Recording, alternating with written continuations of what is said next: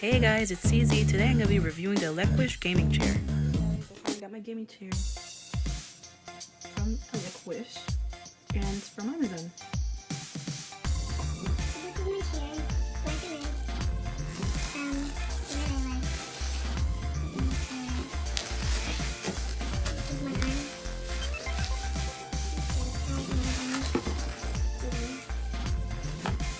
So here you see me taking everything out of the box, checking whether everything's there, if there's anything missing or not. There was a hole in the box, but I checked everything and nothing got damaged, thank goodness.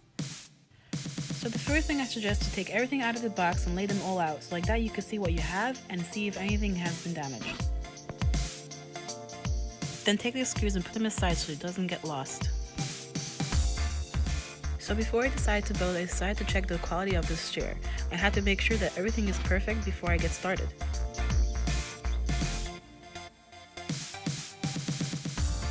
I had realized that some of the stitching was not perfect and the pillow has not been perfect, as well as some other issues. I'm going to go through them one by one. The cup seemed fine and the chair seemed fine, but one of the things in the back of the seat kind of bothered me. So as I turned over the seat and I pushed up the footrest, I realized that the bottom was stapled around, but there's been two staples that have not been on the fabric, and it kind of disappointed me.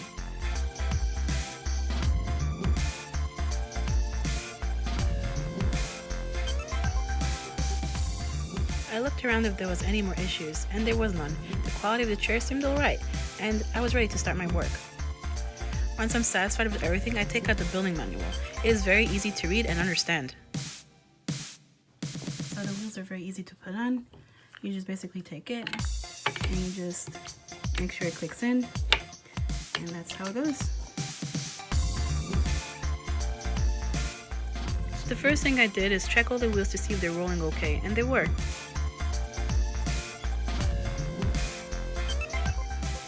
So for this part, it was extremely easy. All I had to do is put it down, make sure it's in, and voila, it was done. Okay, for the next part will be the seats. I call this the mechanical part of the chair. And I have to open up the screws, so we should be able to screw it on to the chair. So the first thing we added the screws that we're going to use. The screws we're going to use are M, and the circles are J. We're going to put them on with this. And it comes with another one, but we're not going to be using it now. We can use it for later.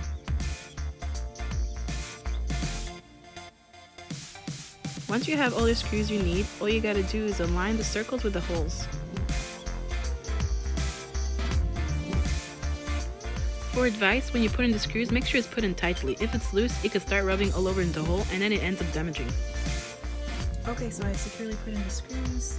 And now it's time to put this on top of the wheels. I'm gonna put that and to the top right there. Okay, so I put in the seat onto the wheels, and of course it's a 360.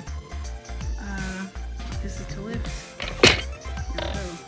It lifts, and obviously if I sit down, it's gonna fold back down. And our next step would be to put the back on to the seat. So far, so good. Okay, so for the next part, we're using the L screws, and we're going to use the I and J. The I would be this piece, and the J would be this piece, and we're going to be screwing it onto the seat right here. There's 4 of them. Make sure, again, it's secure. So, as you can see, I'm not using the screws that came with it. Sadly, the ones that did come with it, basically, it did not fit through the hole. Basically the hole is just too big, so it just come in and out really easily, and it was not going to hold the seat together. So I just came out with my own solution. I would not recommend to do this because it's not guaranteed by the company, and they should give you good quality and give you the right screws and the right size. So for those who didn't understand what had happened, the thing is with the screw is that the screw was just too small for the hole. So for a normal screw, you would have to take it and then you just have to turn it and make sure that it's securely inside. But the problem here was that the screw just slid right out.